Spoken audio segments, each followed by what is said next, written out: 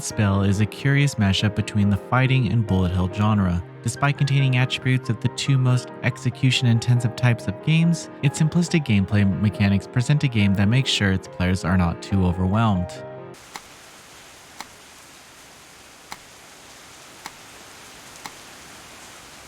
The primary single-player content in Maiden in Spell is a story mode, where you go through a boss rush with the character of your choosing. Gameplay elements in this mode reflect its Danmaku dodging counterpart, with more bombastic spells to dodge than what's available in PvP matches. A short story mode is standard for fighting game, but Maiden in Spell improves on it by having an enjoyable brief plot that hints at the lore of its world. The quippy, humorous dialogue fits the aesthetic perfectly and characterizes the maidens despite its brevity. While the basis of the fights are Danmaku battles, Maiden in Spell is still primarily a fighting game. Having a PvP element provides a twist on the genre that requires more than a pure evasive instinct to succeed. Each character has 4 base attacks: aim, spread, offensive special, and defensive special. These are more options than usual in bullet hell games, which is quite necessary since the opponent is free to move around. Clever usage of your attacks is needed to control the opponent's spacing. Unlike the bullet hell-like story mode, both you and your opponent have a specific amount of times you can get hit before losing a card, which is equivalent to a round. This makes the game's PvP element system seem less like fighting a boss and more of a proper battle between two people. Maiden in Spell has more elements of a fighting game than a bullet hell on a fundamental level. Each character's kit of attacks, while small, provides a cohesive fighting style that is indefinable as an iconic fighting game archetype.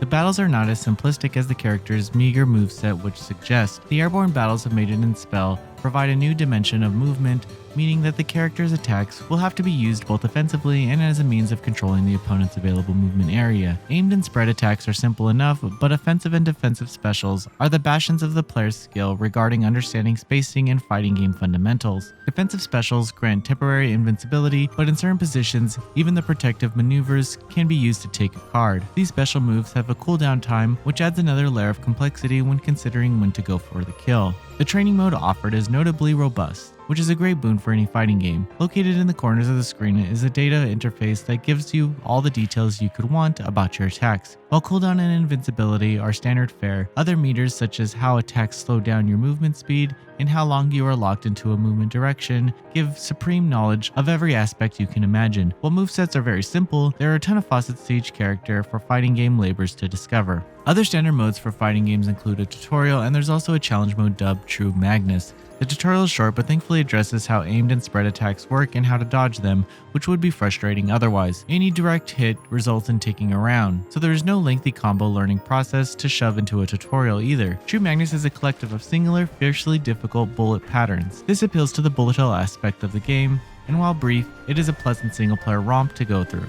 Unlockables include pieces of art and music rooms, and more pieces are unlocked as you play through the story mode multiple times. The endgame of Maiden in Spell, like most fighting games, is competition. There's only so much single-player content to rely on before the game is completed, so fighting games rely heavily on their online multiplayer experience. The online pairing requires either setting up a lobby or joining one. This is useful for playing with friends and in tournaments, but it can be a little tedious to just play with anyone without random player pairing. You can create an open lobby, but it doesn't offer the same experience as random pairing that makes playing fighting games online addicting, but using rollback netcode also bumps up its online viability.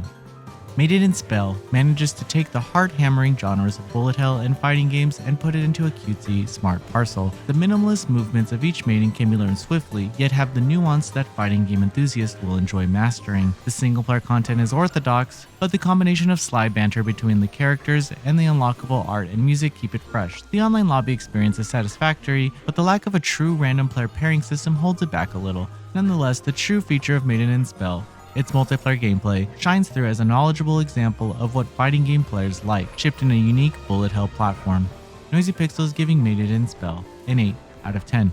Thank you for watching. Please read the full review at noisypixel.net. Noisy Pixel is run by a group of gamers who work hard to deliver news, reviews, previews, and more. Please subscribe to keep up with all our feature content.